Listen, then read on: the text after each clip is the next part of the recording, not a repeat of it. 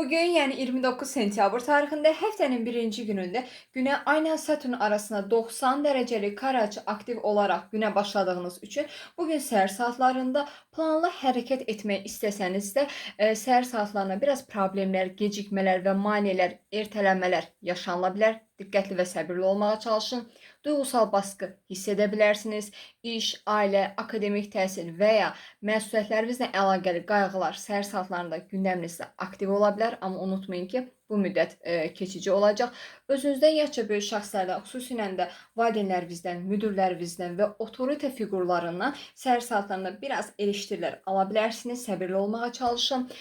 Çünki saat 13:54-ə qədər göy üzündə Ayla Saturn arasında 90 dərəcəlik kare açı aktiv olacaq.